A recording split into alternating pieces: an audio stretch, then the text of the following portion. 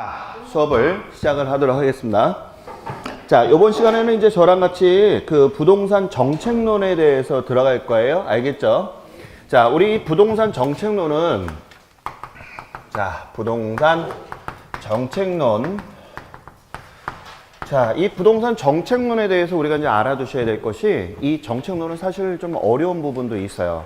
근데 우리가 아까도 그 1교시 때도 잠깐 설명했지만 점수를 꼭 따야 되는 부분이고, 그 다음에 경제론에 관련된 그래프 상식이 없으면 좀 어려울 수 있어요. 알겠죠? 그래서 이 부분은 아마 오늘 우리가 여기가 종강이잖아요. 사실은요. 그죠? 기초 입문과정에. 그래서 그 임대주택에 관련된 그런 부분, 어려운 부분은 아마 빠질 거예요. 그래서 오늘 그 다음 우리가 기본 과정에서 들어가는데, 아무튼 중요한 부분이다. 이 정책론에서는 우리가 보통 몇 문제 정도가 출제가 되냐면 4-5문제 정도가 출제가 돼요. 그런데 꼭 맞춰야 돼. 우리가 이 단어는 점수를 꼭 따야 되는 부분이기 때문에 우리 선생님이 많은 이해를 좀 해주셨으면 좋겠다. 자, 그러면 우리가 부동산 정책론에 관련된 거 잠깐 설명을 한번 들어가 볼게요. 자, 우리가 여기 보면 부동산하고 인간과의 관계를 잠깐 한번 보자고요. 자, 인간은요, 부동산을 어떻게 했냐면 사고, 그 다음에 어떻게 팔고, 이런 활동을 많이 한다고 그랬었잖아요. 그래서 제가 이 첫 시간에 제가 뭐라 하냐면, 이렇게 사고 팔고 하는 것을 우리는 뭐라고 한다. 시작. 부동산의 뭐라고 그랬어요? 에? 부동산의 활동이라고 했던 거 기억나시죠? 자, 부동산 활동이 뭐야? 사고, 팔고, 이런 것을 우리가 이제 한단 말이에요. 그러면 인간은 이제 부동산을 사고 팔고 하면서, 자, 이 부동산이라고 하는 이 친구는 어떤 현상을 주느냐. 자, 부동산에 대한 현상이 있었는데, 그 현상이 어떤 현상을 줬느냐 하면, 사려는 사람이 많어. 집은 하나인데. 그러면 집값이 어떻게 되죠? 올라가. 그래서 제가 귀하면 가격이 올라가고, 흔하면 가격이 떨어진다라고 했던 거 기억하시죠? 그것을 우리는 부동산 뭐라고 했다? 현상이라고 했어요. 그죠? 그래서 제가 첫날 부동산 활동과 현상에 대한 것을 제가 설명을 했답니다. 그러면 여기서 잠깐만 보시면 이처럼 인간하고 부동산하고 둘의 관계에 대한 것을 우리가 한번 보게 되면 원만하게 돌아갔어요. 알겠죠? 인구가 별로 없을 때는 토지도, 알겠죠? 그렇게 우리가 지구는 늘어나지 않지만 널널하게 살 수 있었는데, 요즘 현대 시대는 어때요? 지구상의 인구가 많이 늘어났단 말이에요. 맞아요? 그러니까 늘어나다 보니까 토지가 귀해, 안 귀해? 귀해. 그러다 보니까 토지 가격이 올라가, 내려가? 올라가. 맞아요? 올라가. 자, 그런데 문제가 있어요. 우리 인간 사회를 살면서 똑같이 사람으로 태어났지만, 어떤 사람은 월급을 소득을 많이 버는 사람이 있고, 어떤 사람은 소득이 적은 사람이 있잖아. 그렇지 않나요? 그러다 보니까 인간이 소득의 격차에 의해서 어떤 걸 하게 되느냐. 토지는 귀하니까 내가 이것을 사게 되면 돈을 벌 수 있다, 없다? 있다라는 사고를 갖게 되는 거야. 그래서 이 인간은 자기 소득에 따라서, 알겠죠? 부동산을 뭐 하게 되느냐 하면 바로 투기를 하게 돼요. 투기를 하게 되니까 어떻게 돼? 많이 버는 사람들은 어떻게 한다? 부동산을 많이 보유하는 쏠림 현상이 일어나잖아요. 맞아요. 그러다 보니까 어떻게 돼? 사고 팔고 하는 거 부분에 대해서 원래는 인간이 골고루 태어날 때서부터 우리 선생님도 집 한 채에 땅 조금 다 골고루 이렇게 나눠주는 자원 배분이 가장 중요한 건데, 한쪽에 잘 사는 놈한테 쏠림 현상이 일어났잖아. 맞아요? 그러다 보니까 투기가 이루어지게 되고, 그 다음에 또 어떻게 돼? 부동산 같은 건 건축 행위를 하다 보니까 환경도 오염이 되거나 환경도 뭐가 된다? 파괴가 되고. 그죠? 그 다음에 어떻게 한쪽으로 쏠림이니까 저소득층에 있는 사람들은 자기 주택을 가질 수가 없는 그런 형태가 되잖아요. 맞죠? 그러다 보니까 주택난도 생기게 되고. 그쵸? 여러 가지 문제점들이 생기더라. 바로 인간의 뭐 때문에 그러냐 하면 바로 욕심이라는 것 때문에 이런 인간과 부동산 관계가 깨져버려요. 그래서 이것을 우리는 뭐라고 표현을 하느냐 하면, 학계론에서는 인간과 부동산의 관계가 뭐가 됐다? 악화가 돼버렸다라고 표현을 해요. 안 좋아진 거지. 이해가요, 이거? 그러면 이것을 국가가 볼 때 가만히 있어야 되느냐? 잘 사는 놈이 계속 다 소유하게 되면 안 되잖아. 맞아요, 맞아요. 그 요즘에 아마 우리 선생님들 뉴스를 보시게 되면 대기업에서 골목 상권들 많이 휘젓고 다니죠. 심지어 뭐 떡볶이 가게까지 하잖아. 그지 않아요?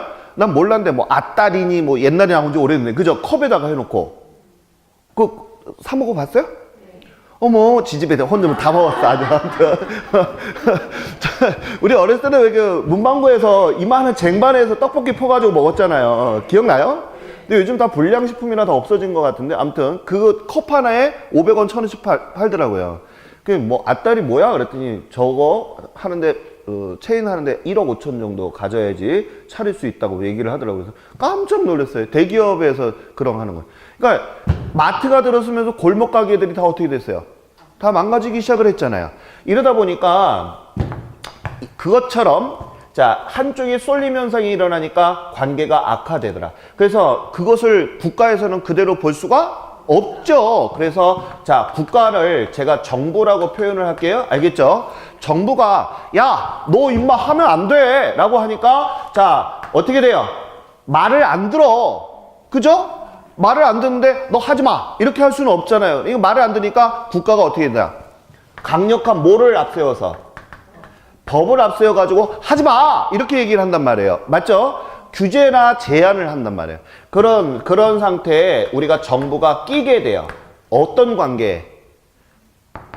인간하고 무슨 관계?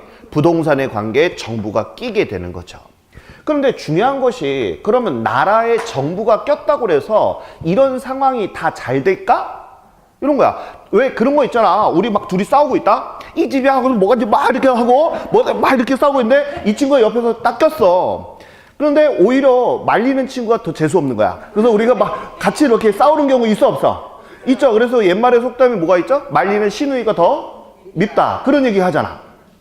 근데 미안해요. 예, 자, 그래서 아무튼 여기 중요한 것은 정부가 개입을 하면서 좋은 점도 있지만 나쁜 점도 있더라는 얘기야. 어떤 게? 자, 예를 들어서 한번 볼게요. 자, 지금 투기를 많이 해. 내가 집을 되게 많이 갖고 있어. 그래서 임대 사업을 하고 있는 거예요. 근데 국가에서 뭐라 하냐면 야, 재산세 올릴 거다. 니네 투기하지 마. 이렇게 했어. 그래서 재산세를 확 올렸네? 그러면 집주인이 내가 그걸 다 책임을 져야 되나? 라고 생각을 하는 거야. 그러니까 뭐라고 한다? 에이씨, 내가 왜 집세를 다 내? 세 들어있는 임차인한테도 물려야 되겠다는 생각을 해, 안 해? 해. 하죠? 그래서 내가 그런 거야. 야, 너 지금 집세 월 1,000원씩 내는 거 재산세 200원 올랐으니까 너 1,100원 집세 내. 라고 하면 잘 봐요. 정부가 왜 개입을 한 건데 이 시장에 왜 개입을 했어? 누구를 위해서? 저소득층을 위해서 정부가 개입을 한 거란 말이에요. 꼭 알아두시겠어요. 국가는 약자 편에 서요. 알겠죠? 그랬더니 그 다른 데서 피 이렇게 하고 있는데 이론적인 거야. 알겠죠? 우리는 그거를 부정적으로 보시면 안 돼. 막 머리에 띠두르고 막 이렇게 한단 말이야. 그러면 안 돼. 알겠죠? 국가는 일단은 무슨 측의 편을 든다고요? 저소득층의 편을 들기 때문에 임대료가 이렇게 자기가 시장에 딱 나타나 난 정부인데 하고서 꼈는데 잘못 꼈죠. 어떻게 저소득층이 부담이 더 어떻게 됐어? 커져버리는 경우가 생기더라. 그래서 정부가 낄 때 안 낄 때 다 끼는 것은 좋지 않더라. 그래서 정부가 이것은 잘못했죠 지금. 그것을 우리는 실패라고 얘기하는 거예요. 잘못했잖아. 지금 저소득층에 어떻게 집세를 더 올리는 꼴이 돼버리고 저소득층을 더 힘들게 했잖아요. 이것을 우리는 정부 뭐라 한다? 실패라 한다. 그러면 이런 것들은 정부는 과연 어떻게 해야지 부동산 정책을 잘 이끌어 나갈 수 있을까? 이게 중요한 거 아니겠어요? 그것을 우리가 정책론에서 다루게 돼요. 무슨 얘기인지 이해 갔죠? 자, 그러면 이제 제일 먼저 대두되게 되는 게 이제 뭐 정책론에서 제일 먼저 배울 게 야, 그러면 너 부동산 문제가 뭔데? 이거서부터 이제 들어가게 되는 거예요. 다시 부동산 문제가 뭔데? 이런 거 들어가는 거예요. 그럼 우리가 이제 배웠던 거대로 가면 돼. 자, 부동산 그럼 뭐하고 뭐라 그랬다? 시작. 토지하고? 그렇지. 바로 그거야. 자, 그러면 부동산 그러면 토지하고 건물. 자, 부동산의 문제가 가장 중요한 게 뭐하고 뭐? 시작. 토지 문제하고 무슨 문제? 바로 건물인데, 자, 주택이라고 할게요. 알겠죠? 그래서 우리가 토지 문제하고 주택 문제가 가장 부동산 중에서 가장 큰 문제더라. 이해가요? 그러면 자, 토지 문제하고 주택 문제 중에서 우리가 크게 양적인 거와 뭘로 질적인 것으로 구분을 질 수가 있더라. 양이라고 하는 건 뭐야? 개수 뭐 이런 얘기라고 보고, 알겠죠? 질 이런 얘기잖아요. 그러면 우리 한번 볼게요. 토지 문제는 왜 생겼는데 이것서부터 우리는 궁금해해야 돼. 자, 토지는 우리가 알다시피 신이 주신 거잖아. 맞아요, 이거? 그러다 보니까 토지는 늘어나 안 늘어나? 안 늘어나. 얘 자체는 부중성이라고 하는 것을 우리는 앞전에 배웠어요. 맞죠, 이거? 부중성이 뭐를 부중성이라고 하는 거야? 안 늘어나잖아. 지구는 안 늘어나니까. 맞아요? 하다 보니까 항상 토지는 부중성 때문에 부족해 남아? 부족해. 맞죠, 이거? 그러다 보니까 토지가 부족하다 보니까 당연히 가격이 어떻다? 가격이 어떻게 돼? 제가 그랬죠? 희귀하면 가격이 어떻게 돼? 올라가잖아. 그러니까 가격이 올라가니까 당연히 비싸니까 주택도 어떻게 된다? 비싸니까 공급하기가 쉽지 않지. 주택 공급하기가 어려우니까 어려워서 알겠죠? 얘도 주택도 어떻게 된다? 남아 부족해? 부족한 상태가 되더라는 거예요. 이해가죠, 이거? 자, 다시 우리가 토지 문제에서 가장 중요한 거 부중성 때문에 토지는 항상 뭐해? 부족해. 그러다 보니까 가격이 항상 비싸. 알겠죠? 왜? 사려는 사람은 많은데 땅은 한정돼 있잖아. 그래서 우리가 부족해. 그러다 보니까 토지 공급이 어려워. 이해가죠, 이거? 자, 그러다 보니까 우리가 이런 양적인 문제가 생기고 질적에서 우리가 따지게 되면 아까도 얘기했듯이 가격이 비싸다고 그랬잖아요. 무슨 성 때문에? 부중성이 뭐야? 늘어나지 않잖아, 지구는. 그죠? 그래서 이것을 우리가 땅 가격이 많이 올라가는 것을 우리는 뭐라고 얘기한다? 지가고라고 표현을 하는 거야. 땅 지자, 가격 가자, 높을 고 해가지고 땅의 가격이 그냥 하늘 높이 모르고 계속 올라가는 형태를 우리는 뭐라고 한다? 시작! 지가고라고 하는 거야. 그러다 보니까 이런 지가고 형태로 인해서 주택 공급이 어렵죠? 그럼 하나 물어볼게요. 잘 사는 놈은 걱정이 없어. 맞아요, 안 맞아요? 맞죠? 제가 웃기는 얘기 저번에 했는데, 자, 잠실 그러면 우리가 제일 잘 사는 동네라고 얘기를 해요. 서울에서. 그죠? 근데 그 더 웃긴 건 뭔지 알아요? 그쪽 아파트에 사는 사람이 보통 한 사람당 20채 이상. 20채 이상. 알겠죠? 갖고 있는 사람이 25%에서 30%가 그쪽 동네에 산대요. 그럼 한 채당 얼마냐? 전세가가 18억이야.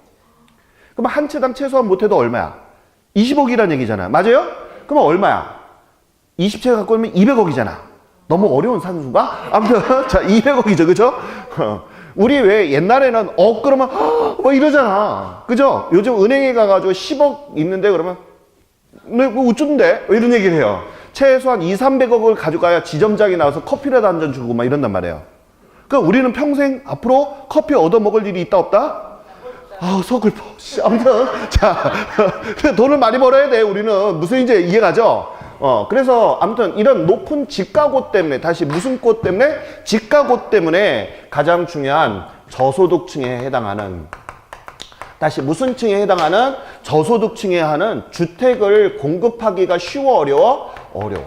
저소득층이 소유를 못하는 거야. 워낙 집값이 비싸니까. 그러다 보니까 국가에서는 이 저소득층을 위해서 해야 되는데 엄밀하게 우리나라는 민주주의면서 사유재산 체제를 하고 있는 거이기 때문에 이런 주변 환경 같은 경우를 개선하기가 쉬워, 어려워? 어려워. 왜? 얘네들 거 해주려고 저소득층에 대해서 아파트를 해주려고 그러는데 얘네들이 뭐가 안 돼? 소득이 안 되다 보니까 살 수가 없는 거야. 그럼 누가 사?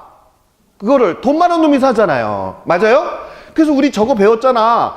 재개발하면서 저소득층은 쫓겨나잖아. 우리는 배운 적이 있었어요. 자, 다시. 그게 뭐였더라? 이렇게 하면 안 돼. 알겠죠? 자, 그래서 우리 친입, 계승 뭐 이거 배웠죠? 그죠? 천이 뭐 이런 거.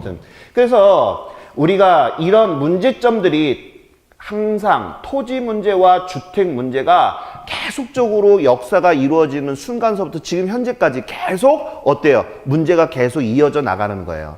그러면 이것을 고칠 수 있는 방법이 있을까? 없다는 얘기예요. 왜? 지구는 늘어나지 않으니까. 그러면 이 상태가 한번 어긋나 토지 문제라든지 알겠죠? 주택 문제가 이렇게 항상 부족하고 가격이 막 천장직으로 올라가잖아. 이거를 잡을 수가 있어 없어? 못 잡는 거야, 이런 거를. 이것을 우리는 부동산 문제의 첫 번째가 악화 성향이다, 이렇게 얘기를 하는 거예요. 알겠죠? 다시 무슨 성향? 악화 성향. 이 악화 성향이라는 얘기는 무슨 뜻이냐면 한번 어긋나게 된 것을 잡지 못하는 그런 현상을 우리는 뭐라고 한다? 시작. 악화 성향이란다. 무슨 뜻인지 이해가요? 이거 자체는 어려운 말이 아니야. 시험 문제에서는 우리가 부동산 학개론을 공부하기 때문에 이 내용을 머릿속에 담아야 돼. 이해 갔죠? 왜 악화 성향이 벌어졌는데 그러게 되면 왜? 그러면 토지는 항상 뭐 하니까? 늘어나지 않는 부중성 때문에 토지 문제와 무슨 문제가? 주택의 문제가 항상 생긴다. 그래서 우리는 이런 문제점이 있다라는 것을 머릿속에 담는 게 우리가 학습 요점이야. 무슨 얘기인지 갔죠? 악화 성향의 뜻을 알아요? 이게 시험 문제로 나오는 게 아니란 얘기예요. 이해 갔죠, 이거?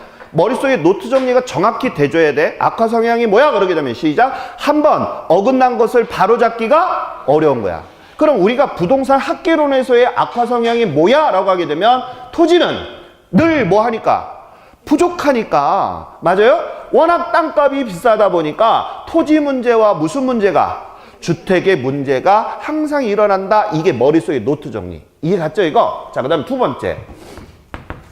그 프린트해 보시게 되면 제가 비가역성이다 이렇게 제가 써놨을 거예요. 비가역성 써놨어요, 그게? 그러면 우리가 용어를 알아야 돼. 가역성은 뭐냐 하면 자, 다시 돌아가는 거야, 원래대로. 알겠죠? 그러면 여기 하나 물어볼게요. 스프링 있죠, 스프링.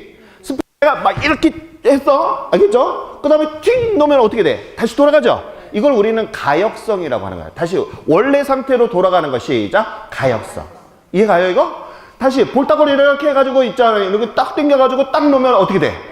다시 돌아가죠? 근데 안 돌아가요? 자, 그러면 어떻게 되는 거지? 자, 아무튼, 자, 다시 처지잖아. 그죠? 예, 그럼 살 빼야 돼. 자, 중요한 거. 다시 우리 젊은 친구들이 이게 딱 하면 탱탱이요. 이런 얘기 하잖아. 그럼 가역성이라 그래. 알겠죠? 다시 원상태로 돌아가는 거 뭐라 한다? 가역성. 그럼 우리 가역성 있는 거 한번 해봐요. 자, 볼따구리 한번 당겨봐요. 우리 언니가 제일 잘할 것 같아요. 자, 안 돌아가죠, 근데. 자, 그 원상태로 안 돌아가는 걸 우리는 뭐라고 얘기한다? 비가역성이야. 알겠죠? 다시 원래 상태로 안 돌아가는 거. 시작. 비가역성. 오케이? 자, 그러면 원래 상태로 안 돌아가는 게 어떤 거냐면 이런 거예요. 예를 들면, 자, 예를 들어 이 천안지구의 땅값이 평당 1,500이라고 예를 들어 볼게요. 알겠죠? 그런데 자, 평당 1,500인데 한 번 올라갔어. 근데 여기에 만약에 여기 우리 이 건물 옆에 크게 무슨 대형 백화점이 들어선대. 그래서 평당 2,000으로 올랐어. 그러면 그렇게 한번 올라간 땅값은 쉽게 떨어져, 안 떨어져? 안 떨어지죠. 그것을 우리는 뭐라고 얘기한다? 시작. 비가역성이라고 하는 거예요. 이해하죠, 이거? 그래서 거기에 보시게 되면 제가 사례를 들어놨어. 한번 가격이 폭등하면 쉽게 가격이 떨어지지 않는 것을 뭐라고 한다? 비가역성. 또 하나 뭐가 있냐면, 자, 건물을 잘못 졌어. 그러면 이걸 철거하고 다시 짓기는 쉽지 않아요. 왜요? 왜? 제가 전에도 얘기 드렸지만 건물 같은 경우는 보통 내역 연수가 30년에서 몇 년? 50년을 간단 말이에요. 그럼 그때까지 기다려야 되잖아. 맞아요? 그러니까 한번 잘못되게 되면 다시 되돌이킬 수가 없는 거예요. 그걸 우리는 뭐라고 얘기한다? 시작. 비가역성. 이해 가죠, 이거? 자, 좋아요. 그 다음에 이제 지속성이라고 하는 것은 한번 이렇게 가게 되면 계속 간다는 게 지속적이잖아요. 그래서 그런 내용이고. 그 다음에 그래서 우리가 지금 이런 토지 문제라든지 주택의 문제가 계속 흘러가고 있는 거죠. 지속적으로 계속 연장돼서 가고 있다는 게 바로 지속성이라는 뜻이에요. 이해가죠? 그 다음에 복합성이라고 하는 것은 거기다 동글뱅이 좀 쳐봐요. 법, 경기. 자, 법률적, 경제적, 뭐라 그랬다? 기술적. 이런 내용이 복합적으로 문제가 된다는 거예요. 토지 문제나 주택이나 그 다음에 기술적인. 예를 들어서 내가 땅을 사더라도 법률적인 소유권 이전의 문제가 있으니까 법률적. 맞아요? 내가 땅을, 토지를 또 주택을 살 때는 대출을 받거나 경제적인 게 들어가잖아요. 맞죠? 그 다음에 기술적이라는 것은 집을 내가 어떻게 지을까라고 하는 공학적인 문제, 여러 가지 다방면의 문제들이 같이 얽혀져서 있단 말이에요. 그런 게 틀어지게 되면 무슨 문제를 일으킨다? 부동산 문제를 일으킨다는 뜻이에요. 그 다음에 마지막으로 거기 보게 되면 그러면 이런 문제점, 즉 부동산의 문제가 악화성향, 비가역성, 지속성 뭐 이렇게 해서 문제되는 것을 어떻게 해결해야 돼? 해결 방법이 없을까? 해결 방법은 많지. 알겠죠? 어떻게? 해결 방법은 다양하게 찾아야 된다는 논리예요. 그래서 이런 부동산 문제의 1번서부터 5번까지 쭉 나열해 놓은 거 보이시죠? 그럼 여기에서는 시험 문제가 단독적으로 나오지 않아. 오지선다행이 지문으로 한 개 정도는 나올 수가 있어. 비가역성이라든지 악화성향이라든지. 알겠죠?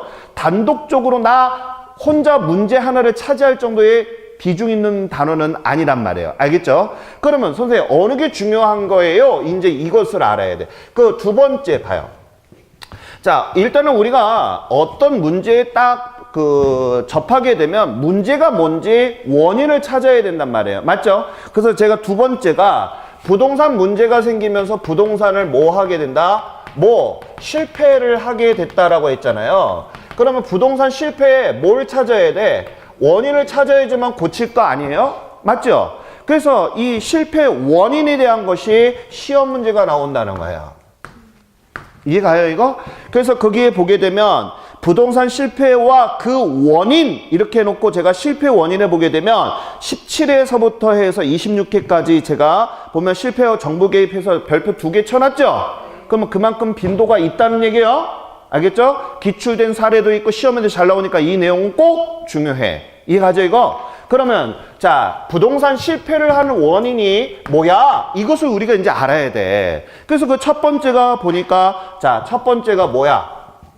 자, 불완전한 경제, 불완전 경쟁 시장이다. 자, 그럼 뭐가 불완전한 경쟁 시장인데 부동산이 이런 얘기죠, 지금. 그럼 우리 전 시간에 우리 시장론 배웠던 거 기억나요? 물어봐야지. 자, 시장은 크게 두 가지로 구분을 한다.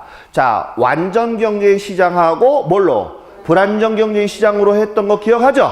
그럼 끄집어낼게요. 자, 완전 경쟁 시장은 정보를 홀라당 벗겼다 그래서 완전 공개됐다 그랬잖아. 맞아요? 그래서 제가 완전 경쟁 시장 하면 머릿속에 콕 박은 거 뭐였어? 라면 있던 거 기억나죠? 까먹으면 안 돼. 알겠죠? 아, 먹고 싶다. 자, 아무튼 자, 라면 생각이 나죠? 그죠? 그러면 불완전 경쟁 시장이다라고 하게 되면 뭐를 얘기하는 거야, 이거? 불완전 경쟁 시장 그러면 뭐? 대표적인 거 뭐라고 그랬어요, 제가? 부동산이라고 그랬잖아. 다시 무슨 시장? 부동산. 그럼 불완전 경쟁 시장은 정보가 공개가 됐어, 안 됐어? 안 됐어. 정보가 공개가 안 되기 때문에 항상 비밀에 쌓여있기 때문에 부동산의 실패를 이끄는 거예요. 그 원인이 두 가지가 있는데 하나가 자연적인 특성과 다시 하나는 자연적인 특성, 그 다음에 또 하나는 인문적 특성으로 우리가 전문가들이 얘기를 하고 있더라. 그러면 자연적 특성은 어떤 것이냐라는 것을 우리가 인문적 특성하고 자연적 특성은 첫 시간 우리 첫 단원에서 배웠을 거예요. 그래서 제가 뭐라 그러냐면 영, 개, 인. 기억나요? 어머 저거 못하냐? 이렇게 쳐다보면 안 돼. 나 은근히 살짝 열받을 것 같아. 알겠죠? 이거 우리 했던 거야 이거. 자, 부부가 연계래 이런 얘기 했잖아. 그죠? 다시 시작. 연계인. 그러면 부라고 하는 것은 무슨 성? 부동성. 다시 부는 시작. 부동성. 자, 부는 자, 부동성, 부증성. 움직이지 않는 거 부동성. 늘어나지 않는 거 부증성. 영은 영숙이? 아니야. 알겠죠? 영속성. 다시 무슨 성? 영속성. 계속 간다는 거죠. 토지는 생명이 끝나는 게 아니라 잘만 관리하면 가잖아요. 그 다음에 개는 개별성. 개별성은 뭐야? 똑같은 땅은 없다. 이런 얘기죠.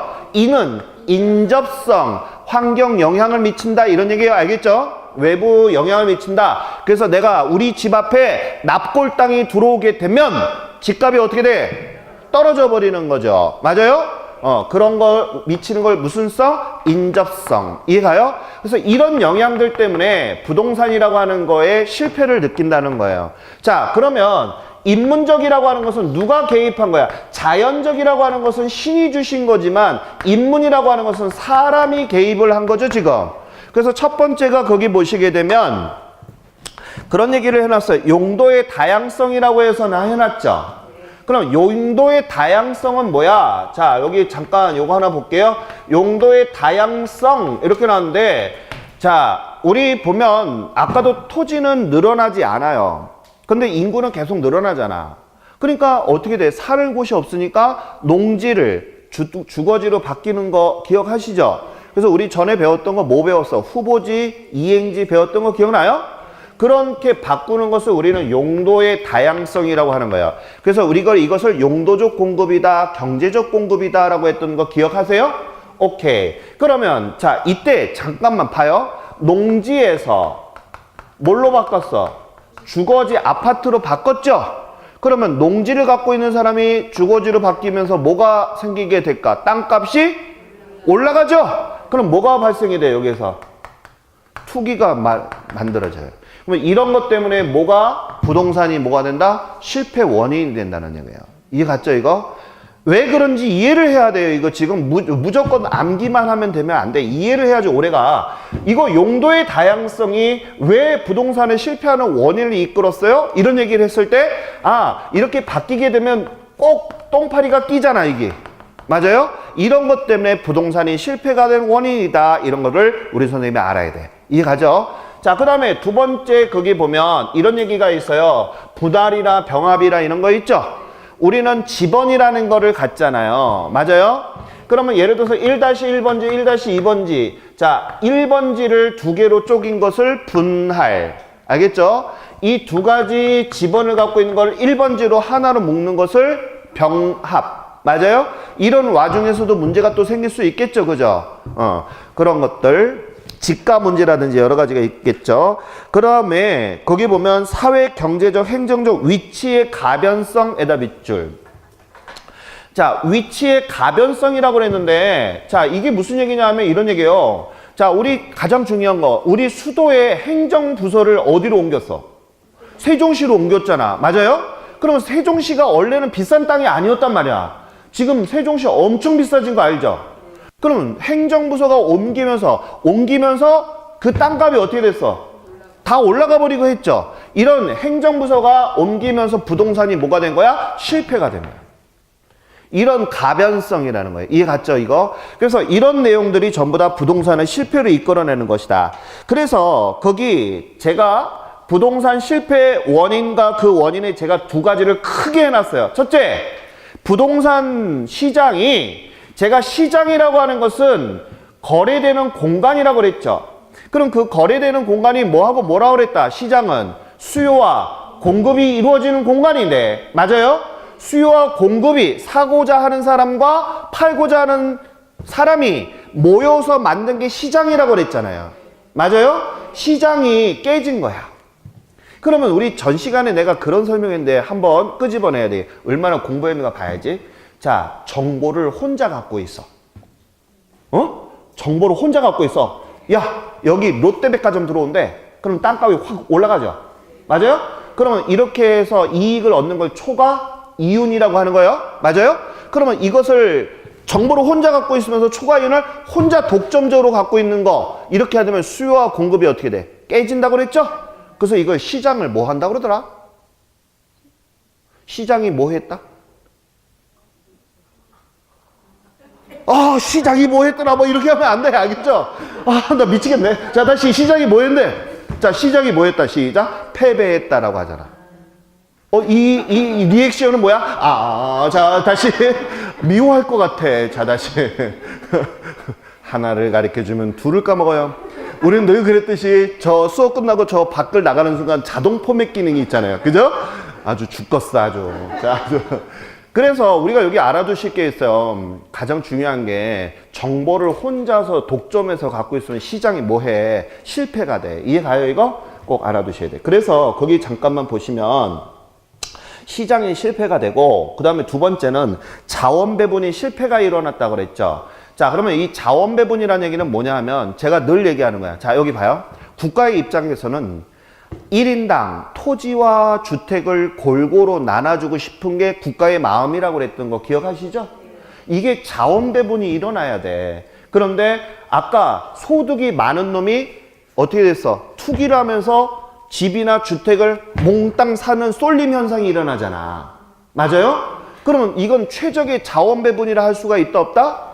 없어요. 그러다 보니까 자 깨진 거잖아. 부동산 문제가 발생한 거잖아. 실패가 된 거잖아요. 맞죠 이거? 이런 문제가 된다. 그래서 제가 그 사례를 보게 되면 자 수요가 많아. 아파트는 적은데 살려고 하는 아파트를 살려는 사람이 많아. 그러면 어떻게 돼? 전세 대란이 일어나겠죠. 전세 물건이 없을 때. 또 반대로 아파트 분양이 많은데 살려고 하는 사람이 없어. 그럼 무슨 사태가 벌어져? 미분양 사태. 이런 것들이 우리가 뭐야? 수요와 공급, 시장의 불균형, 실패 원인 때문에 생기는 원인 중에 하나예요. 알겠죠? 그러면 이제 우리 실패 원인 중에서 아까 첫 번째가 뭐다? 불안전한 경쟁 시장이다. 뭐가 불안전한데? 부동산이. 알겠죠? 이 내용을 알아야 돼. 다시. 자, 부동산이 왜 불안전한데 이것을 머릿속에 담아야 돼요. 알겠죠? 다시. 부동산이 왜 망했어? 그러면 첫째, 부동산이 불안전하니까 그래. 그 원인이 뭔데? 그랬더니 야, 자연적인 특성도 있고 인문적 특성도 영향을 미쳐. 이해가요? 이 내용을 이해를 해야 돼. 이거를 우리 선생님들은 공부를 할 때 부동산 실패 원인은 불안정 경쟁 시장이고 자연적인 부부 연계인 이런 식으로 공부하면 안 돼. 부구단 마냥.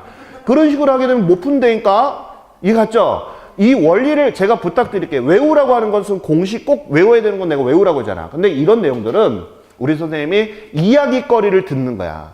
그래서 내 머릿속에 노트 정리가 되고 그 다음에 살을 붙이면서 공부를 해야지 오래 가는 거야. 이해 가죠? 자꾸 제가 그 공부하는 패턴들을 자꾸 심어드릴 때는 머릿속에 담아야 된다. 자, 그 다음에 이제 두 번째는 이게 있어요. 자, 두 번째는 정보의 비대칭성이라고 이렇게 나와 있잖아. 그죠? 이게 아까 내가 설명했던 거야. 자, 비대칭이라고 하는 것은 어긋난 거예요. 바란스가 안 맞는 거잖아. 즉, 정보를 한 사람이 1인이 알겠죠? 독점한 거야. 독점하니까 어떻게 돼? 한 놈이 전부 다 무슨 이윤을 찾아갔어요? 초과 이윤을 챙겨 먹었겠죠?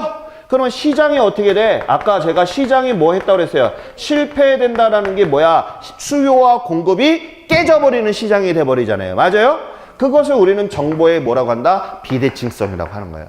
다시 정보에 뭐라 한다? 이것을 비대칭. 그럼 이렇게 정보가 비대칭하고 한 사람이 독점을 하게 된다면 알겠죠? 하게 된다면 뭐라 그래? 부동산에 실패가 일어난다. 자, 우리나라 하나 예를 들어 볼게요. 제가 통계에서 나온 거예요. 우리나라 통계를 보게 되면 우리나라 인구 중에 25%가 국토의 95%를 소유하고 있대요. 그러니까 우리나라의 인구 25%가 알겠죠? 국토의 몇 퍼센트를? 95%를 보유하고 있대. 그러니까 소수죠. 소수가 지금 다 보유하고 있잖아. 그러면 나는 여기서 반성을 해야 돼. 나는 25%에 들어가, 안 들어가? 안 들어가! 아무튼, 자, 소득을 늘려야 돼, 아무튼. 꼭 중개사 자격증을 따가지고 뭐 해야 돼요? 소고기 사 먹겠지가 아니라 땅 사야겠지, 이렇게 들어가줘야 돼. 무슨 얘기인지 알겠죠? 자, 그래서 정보의 비대칭성이라는 게 무슨 뜻인지 가셨어요? 오케이. 자, 그 다음에 또 하나 봐요. 거기 보시게 되면, 자, 이제 그 정보의 비대칭성에 우리가 사례를 보게 되면, 요게 이제 오지선다행의 지문으로 나오는데, 역선택이라고 하는 용어와 도덕적 해이라고 하는 그 내용을 잠깐 우리가 좀 설명 좀 해야 되겠어요. 자, 우리가 역선택 이런 얘기 하는데 있잖아요. 역이라고 하는 뜻은 반대로 이런 뜻도 있고요. 알겠죠? 이건 지하철역 이게 아니라, 누가 이게 물어봐. 저 쌍용역 어디로 가야 돼요? 그러면 제가 이쪽으로 가는 방향이잖아요. 그래서 뒤로 가세요. 이런 얘기를 뒤로 가세요도 하지만 역방향으로 가세요. 이런 얘기를 한단 말이에요. 그러니까 반대 방향으로 가세요. 이런 얘기예요. 알겠죠? 그런데 여기서는 반대 방향이 아니라 이 역은 잘못된 이런 뜻이에요. 잘못된 선택을 우리는 뭐라고 한다? 역선택이라고 하는 거야. 용어 이해 가시겠어요? 용어를 이해를 해야 돼. 이게 무슨 뜻인지도 모르고 담으면 안 되겠죠? 그러면 이게 왜 그러냐 하면 이것 때문에 그래. 무지함 때문에. 무지함이라는 얘기는 무식하다는 얘기예요. 알겠죠? 쉽게. 자, 이런 얘기죠. 자, 잘 봐요. 옛날에 우리나라 말 중에서 안 좋은 말이 있어요. 무식한 게 용감하다는 게 좋은 게 아니야. 현대 시대에는 무식하면 다 돈으로 때워야 돼. 그거 알고 있죠? 용감한 게 아니라니까. 자, 그래서 옛날에 어떤 어르신들이 그런 얘기 해. 뭐라도 해 먹으려면 저 동네 읍면 서기장이라도 해 먹으려면 뭐 해야 된다고 그래? 그런 속담이 있잖아요. 뭐지? 읍면 서기장이라면 뭐라도 똑똑해야 된다 이런 얘기하는 그 속담이 있는데 들어보셨나요 혹시? 들어봤죠? 우리 끝나고 남아서 얘기해요. 자, 나 지금 머릿속이 기억이 안 나. 하여튼 똑똑해야 뭐라도 해먹고 살잖아. 맞아요? 그런 속담이 있다니까. 그것처럼 우리가 이건 어떤 사례냐면 이런 거야. 자, 잘 봐요. 내가 있잖아요. 병원에 갔어. 암 초기 현상을 받았어. 근데 그 상태에서 친구가 보험회사 친구야. 그래서 자, 뭐라 하냐면 보험 하나 들어. 그래서 내가 보험을 들었단 말이에요. 암보험이나 무슨 건강보험을 들어놨어. 그런데 그냥 나는 아무것도 모르는데 진짜 암이 딱 발견이 됐어. 그러면 보험회사에서 암에 대해서 치료비를 줄까 안 줄까? 안 줘. 왜 안 줘? 알고 나서 보험을 들었다고 해서 안 줘. 그러면 우리는 막 이런 얘기해. 그럼 보험회사는 왜 보험료 받았어? 그러면 네가 냈으니까 받았지. 이런 얘기를 하는 거예요. 이해가요? 이게 무지함 때문에 일어나는 거야. 절대 안 줘요. 그게 보험회사들이 그랬잖아요. 받을 때하고 나갈 때하고 다르다는 얘기를 하는 그런 얘기가 바로 그런 거예요. 또 하나, 내가 중고차를 사라고 해요. 그럼 모르는 사람은 겉딱지만 보고 나서 와 좋다고 해서 차 사잖아. 근데 사실 중고차는 여러분 알다시피 겉딱지가 중요한 것도 있겠지만 뭐가 중요해? 속에 내용물이 중요한 거거든. 맞아요?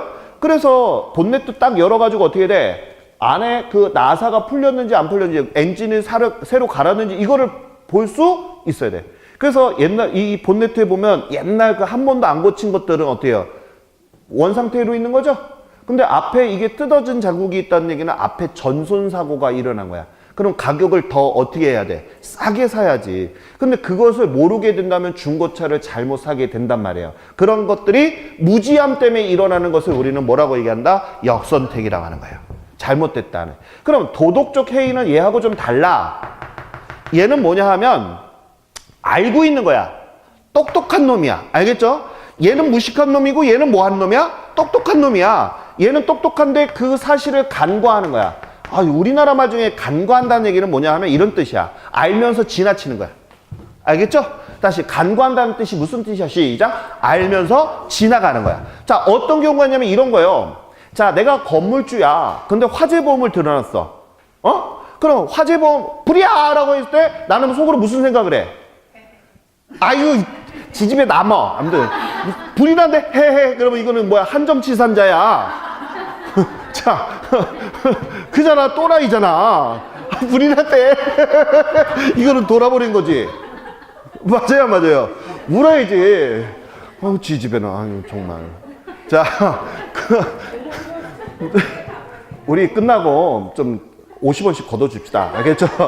병원에 입원해야 될 것 같아요. 자, 이렇게 봅시다. 잘 봐요. 우리 여기서 이제 중요한 게 뭐가 있냐면 이거야. 우리 이 화재보험을 들어놓게 되면 마음속에서 든든한 거야. 불나면 보험회사에서 해주니까. 그러니까 화재에 대해서 좀 어떻게 돼? 안전 그런 불감증이 좀 느슨해지는 거 있죠. 그러니까 그런 거를 우리는 뭐라고 얘기한다? 시작. 도덕적 해이다. 이런 얘기야. 이해가요? 그럼 이런 것들이 부동산의 실패다. 이런 얘기야. 토지나 주택 문제가 있는데도 불구하고 정부는 간과하죠. 그죠? 서민들을 위한다 해놓고 엉뚱하게 고소득층을 위주로 정책을 피고 있잖아. 맞아요? 안 맞아요? 맞아요? 우리는 항상 정책이 어땠어? 소액구 외양간 고치잖아. 높은 놈들 다 해놓고 나서 서민들이 막상 대출 받으려면 DTI나 LTV를 어떻게 돼? 상향으로 올려버리고 못하게 하죠? 나 갑자기 막 이상한 정치인이 된 것 같아. 자, 아무튼. 자, 아무튼 그랬다는 얘기예요. 자, 그래서 그런 게 도덕적 해이라는 거 무슨 뜻인지 이해 가셨어요? 자, 그 다음에 이제 규모의 경제 아주 중요해. 자, 그것 좀 설명 좀 하겠습니다.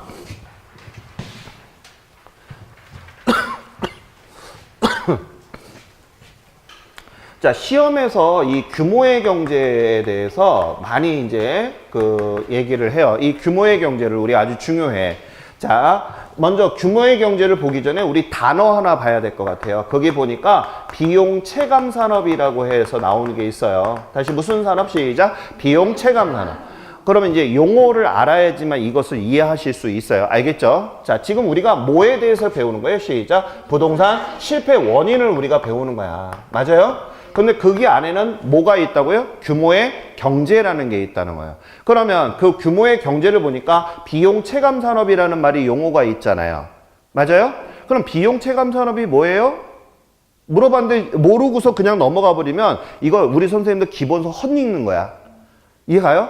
제가 꼭 부탁드릴게요. 이제 1월 달서부터 기본서 나오기 시작을 할 텐데 알겠죠? 제가 웬만하면 기초 용어 설명을 해드릴 거야. 이것처럼. 그런데 혹시나 제가 설명하지 않은 용어가 나오는 경우가 있을 거예요. 맞죠? 그럼 그냥 넘어가면 안 돼. 간과해서는 안 돼. 꼭 네이버에서 찾고 설명을 알아야 돼. 알겠죠? 공부하는 패턴 꼭 설명해. 우리 어렸을 때도 영어 단어 막히게 되면 해석이 안 되는 것처럼 우리나라 말인데도 어려우면 해석이 안 되잖아. 그리고 넘어가면 그거 헛 공부한 거예요. 헛 시간 버리는 거예요. 창피한 게 어딨어. 모르면 찾아야지. 남이 매겨주지 않아. 알겠죠? 꼭 부탁드릴게요. 모르는 단어는 꼭 뭐 해라? 찾아라. 알겠죠? 자, 그러면 여기 봐요. 비용 체감, 체감이라는 얘기는 떨어진다는 뜻인데, 그죠? 비용 체감 산업은 어떤 거냐면 이런 거예요. 대량 생산을 함으로써, 알겠죠? 대량 생산을 함으로써 단가가, 즉 원가가 떨어지는 이런 것을 우리는 비용 체감 산업이라고 해요. 자, 하나 예를 들어 볼게요. 자, 이런 얘기를 한번 해볼까요? 우리 왜 천냥하우스에 가게 되면 이쑤시개나 면봉 이런 거 알고 있죠? 그거 가격이 얼마 해요? 1,000원씩 하죠? 그거 근데 이게 딱 까뒤집어 보면 어디에서 생산한 거야? Made in China라고 써 있죠? 맞아요? 우리 대한민국이 10여 년 전서부터 메이드 인 차이나, 그 10여 년이 뭐야? 꽤 오래됐죠, 그죠? 거기서부터 중국산으로 다 들어갔어요. 천냥하우스의 85%가 메이드 인 차이나예요. 그거 알고 있어요? 진짜 농담이 아니라니까? 다 봐봐요. 그러면서 우리가 항상 외치는 게 뭐야? 신토부리. 근데 대땅 비싸. 그러니까 이제 못 사는 거야. 그러니까 서민들은 어쩔 수 없이 중국산을 쓰는 거잖아요. 그럼 하나 물어보겠습니다. 여기서 질문. 이쑤시개 있죠? 이 통 하나. 우리 왜 짱깨집 개건했다 그러면 맨날 이쑤시개 껴가지고 판촉물 하잖아. 그죠? 이거 1,000원씩 하죠? 이거 얼마에 들어오는지 알아요? 원가가? 200원? 또? 50원? 네, 10원. 그럼 관세 매기고 뭐하고 하게 되면 우리 원가가 한 100원 정도 가까이 되겠죠. 그거를 왜냐면 천냥하우스에서 남아야 되잖아요, 그거. 맞아요? 그렇게 되는 거예요.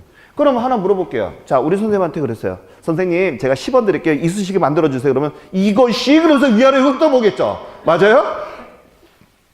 우리가 당할 수가 없어. 그러다 보니까 우리나라 이쑤시개 시장이 어떻게 된 거야? 다 죽어버린 거야. 맞아요, 안 맞아요? 그러면 여기서 우리가 알아야 될 거, 비용 체감 산업이 뭐야? 라고 하게 되면 중국 떼놈들이 어떻게 돼? 대량으로 찍어내니까 우리는 그거를 감당할 수가 없어. 우리 왜 가끔 가다 왜 맥도날드에서 햄버거 사 먹으면 열쇠고리 막 이렇게 주고서 딱 보면 메이드 인 차이나 있잖아. 뭐 디즈니랜드 막 이런 모양. 맞아요, 이거?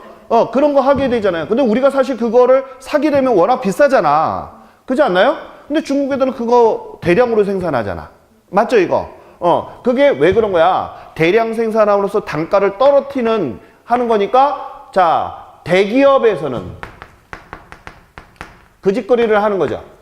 맞아요? 대기업에서 대량 생산을 하면서 단가를 떨어뜨리니까 중소기업에서는 대량 생산이 아니라 무슨 생산을 하는 거야? 소량 생산하니까 원가를 따라갈 수 있어, 없어? 없어. 맞아요? 그럼 여기서 이제 답이 다 나왔어. 비용 체감 산업이 뭐야? 라고 하게 되면 시작. 대량 생산함으로써 원가를 뭐 하는 거? 낮추는 산업을 뭐라 한다? 시작. 비용 체감 산업이야. 이제 틀리면 안 돼? 이해가요? 다시 비용 체감 산업이 뭐야? 시작. 대량 생산을 함으로써 뭐를 떨어뜨리는 거야? 원가를 떨어뜨리는 거야. 그러면 이제 규모의 경제를 제가 설명할게요. 알겠죠? 자, 규모의 경제는 대기업하고 중소기업으로 우리가 구분을 질 수가 있어요. 지금 방금 했던 거야, 이게. 자, 그러면 대기업에서는 무슨 생산을 해? 대량 생산을 하는 거야. 맞죠, 이거? 그러면 원가를 어떻게 했어? 방금 떨어뜨렸죠. 맞아요?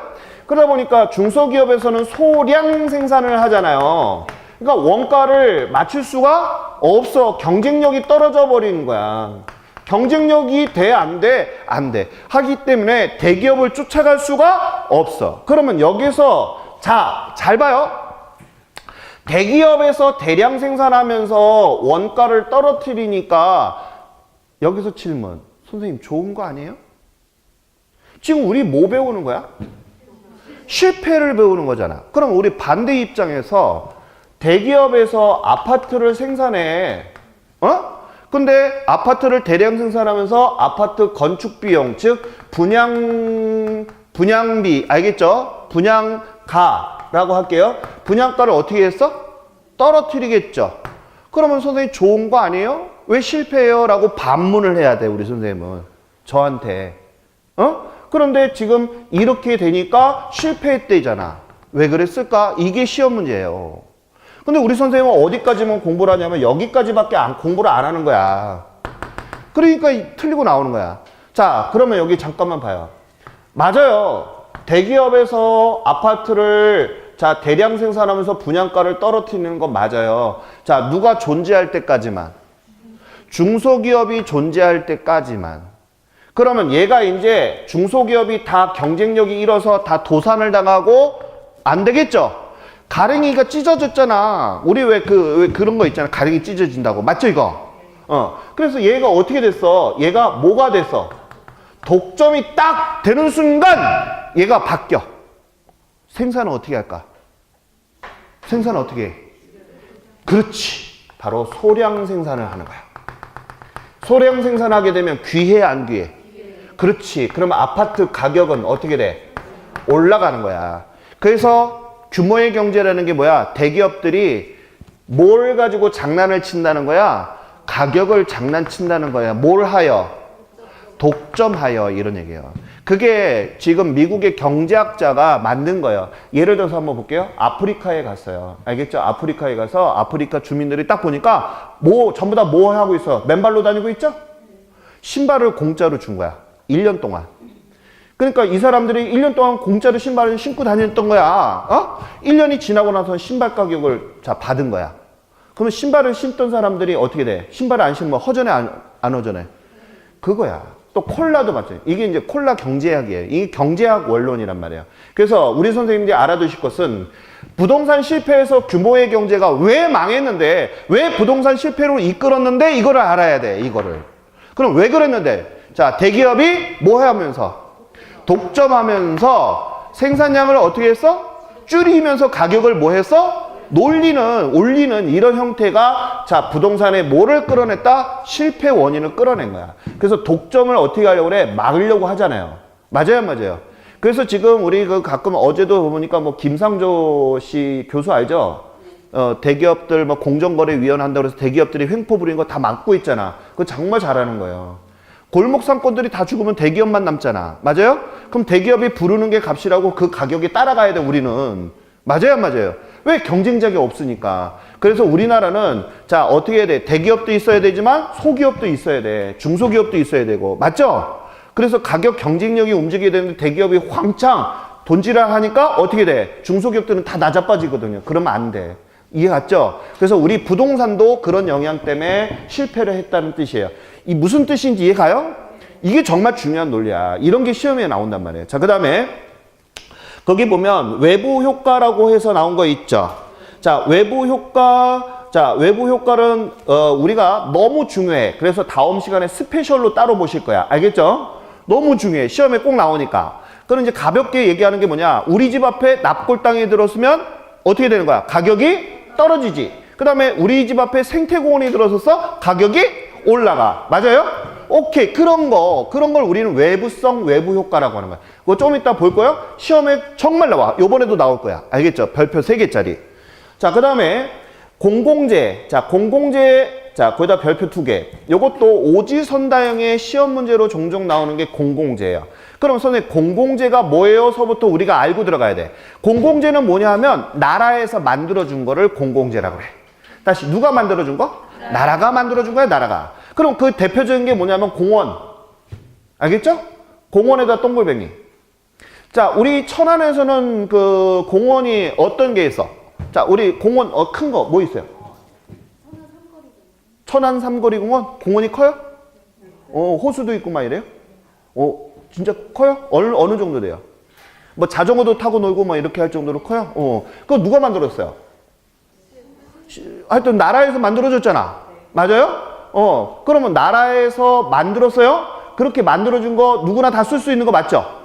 거기에서 우리 선생님이 나 혼자 쓸 거야! 들어오면 안 돼! 이라고 할 수가 있어 없어? 없죠? 그러면 우리가 공원을 나 혼자 쓰려고 새벽에 일찍 일어나가지고 막 펜스를 쳐. 들어오지 마! 이렇게 하고서 하는 거, 이런 거 할 수 있어 없어? 없어. 누구나 다 쓸 수 있잖아. 이 공원을 쓰기 위해서 경쟁할 필요가 있어 없어? 없어. 이것을 우리는 비경합성이라고 해요.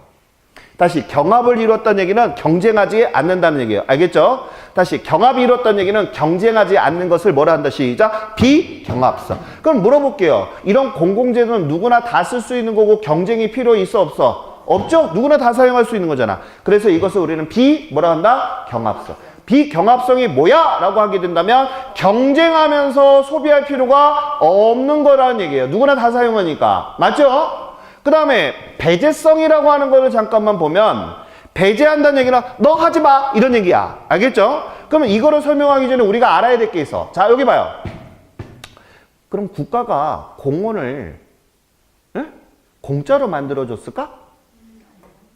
국가가 막 머리에 막 10,000원짜리 꽂고 난 돈이 많아 이렇게 하고 하지는 않을 거야. 맞아요?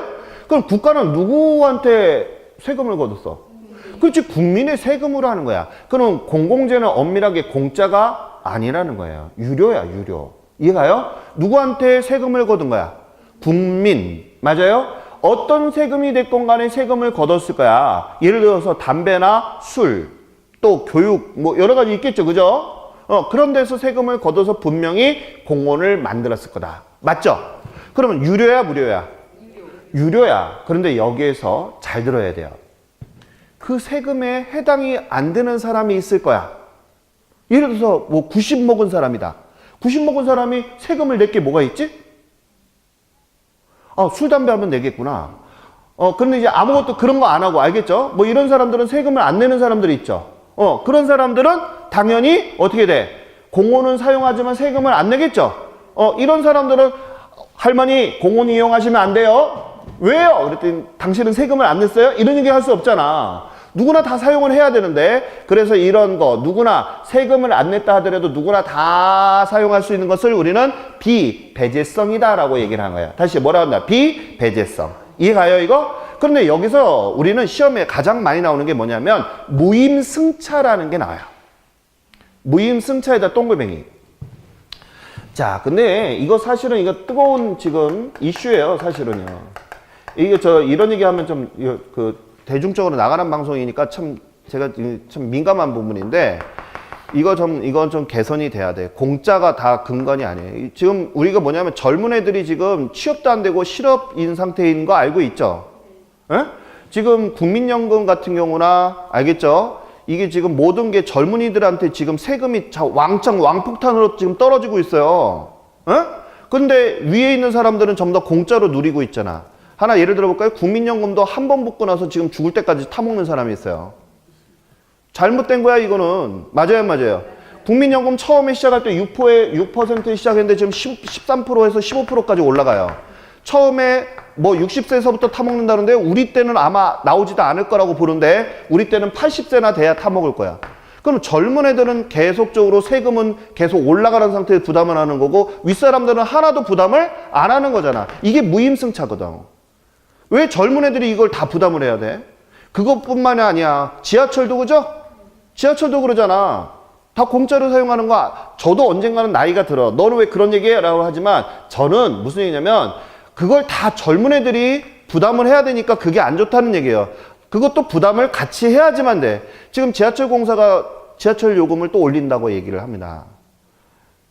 이해가요? 그럼 지하철 요금을 올라가게 되면 물가가 지하철만 올라요? 다 올라가거든. 맞아요?